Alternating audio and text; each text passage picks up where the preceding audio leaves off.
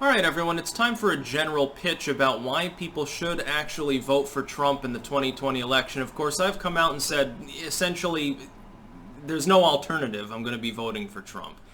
The Libertarian Party has certain structural issues, and naturally I lean towards libertarianism. I am a libertarian, at least in the considerably smaller than current government sense.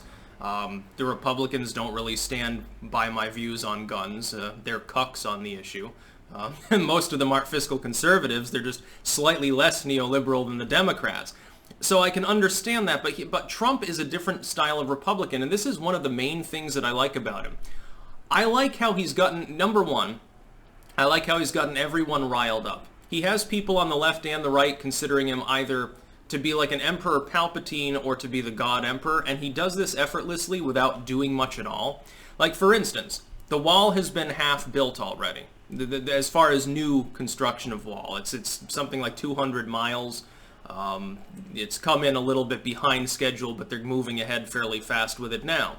This is something that was proposed by Ronald Reagan, by Herbert Walker Bush, by Bill Clinton, by George W., and even in some cases by Barack Obama. Oh, we need a better border fortification. People need to come in the right way, the legal way. This was suggested by supposedly socialist Obama, neoliberal whiz kid Clinton, supposedly far-right Adolf Hitler, Ronald Reagan, and both Bushes.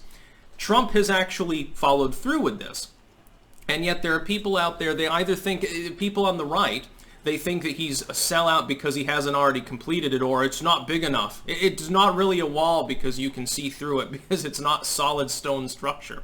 Or people on the left that say, well, he's a racist, it's horrible. And then they ignore that Obama basically, if you match up, sometimes it's almost word for word, and this is probably on purpose. In the 2016 election, sometimes when Trump was delivering an address on immigration, it seems like he partially copied what Obama had said in like 2007. That's not even an exaggeration. I've seen matchups of the speeches. It's remarkable how similar they are. The dissimilarity lies in that Obama never followed through. Trump did, and so he gets called evil. That would be reason number two. On the border, on deportation, on immigration in general, Trump is doing the right thing, suspending work visas temporarily to allow unemployment among American citizens to be reabsorbed. Among people who already have work visas, number one, or outright citizens, that's the responsible thing to do. If you've got mass unemployment and economic problems, you do not at that particular time need another wave of work-related immigration. It's not necessary. Now, it's a drop in the bucket of the actual unemployment totals, but every little bit helps. If 100,000 additional Americans can have a job over the course of a fiscal year because of a temporary suspension of a visa program, by all means do that. That's the responsible thing to do. On the wall, he's followed through. Again, it's coming in behind, but that's the Ninth Circuit's fault. That's not Trump's fault.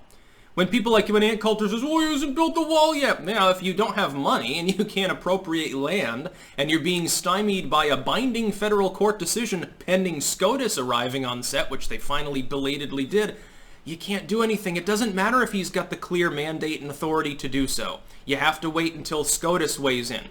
Sometimes, and this is to like the Coulterites, sometimes something can be clearly and objectively legal and constitutional, but you can't do it because of a court decision.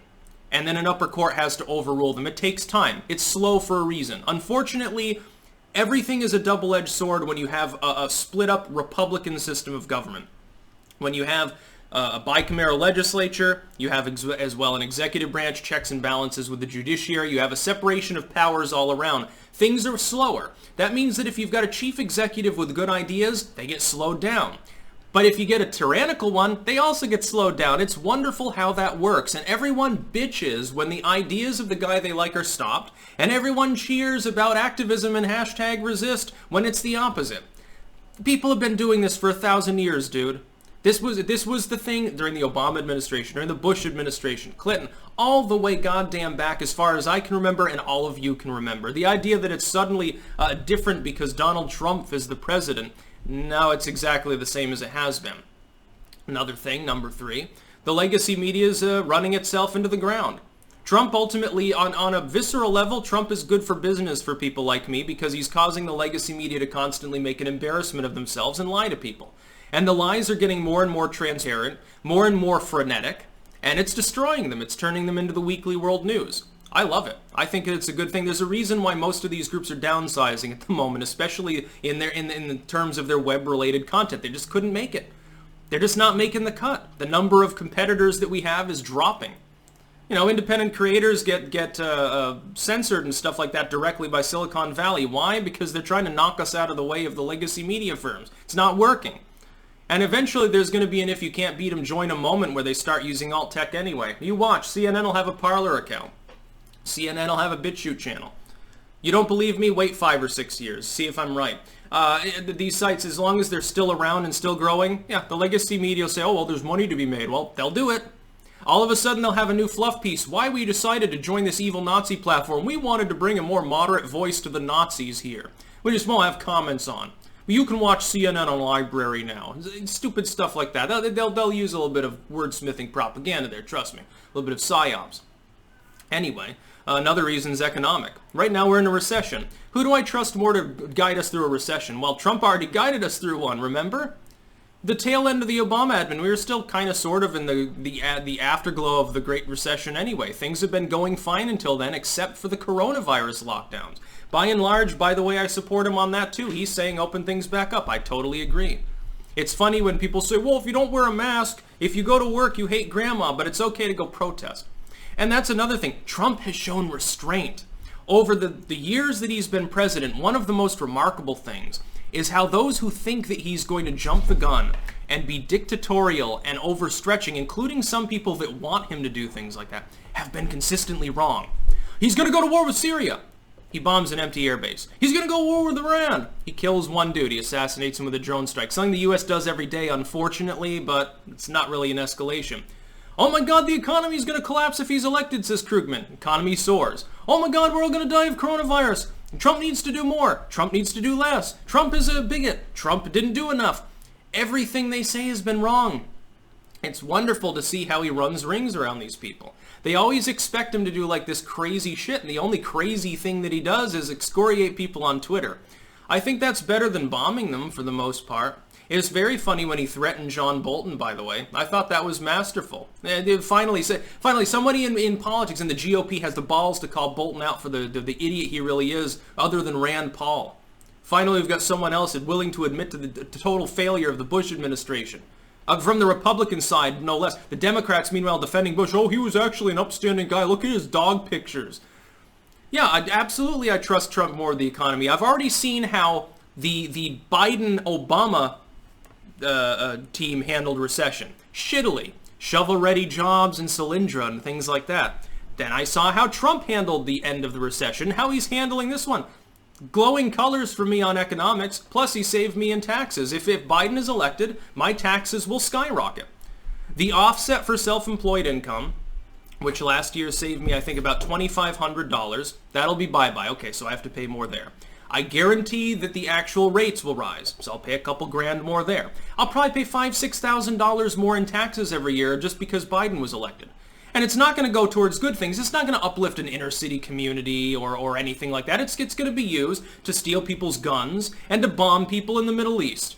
Yeah, no thanks. I'm not interested in that bullshit anymore. That's the last paradigm. That's like the post-80s paradigm that we were in. Lots of world policing, neoliberal economics, lots of corporate welfare from both Democrats and Republicans. Finally, we get a president who passes comprehensive tax reform that actually helps the working and middle class, and they bill it as it's just tax relief for his billionaire buddies. And their own facts and figures completely belie a totally different reality. The propaganda, and I think this is the final reason I'd encourage you to vote for Trump. Think about it this way. All of the corrupt billionaire scumbags and career politicians, including some Republicans, and craptivists, and people that want to burn books, and slimy CEOs and banksters, and warmongers the world over, all of these people hate Trump. It doesn't seem like he has a single ally among these people.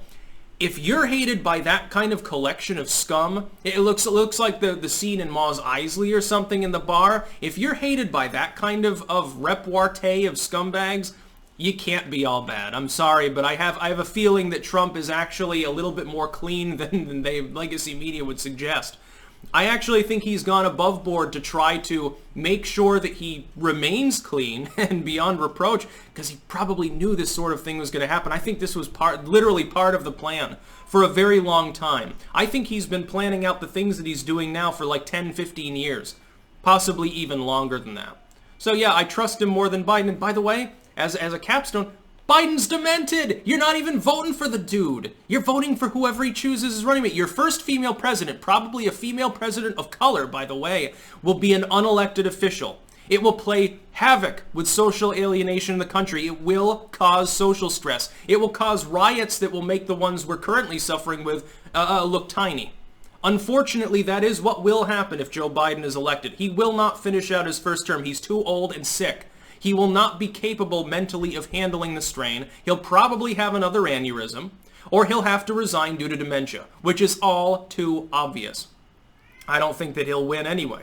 I think he's going to bomb at the debates. That's about all. Peace out.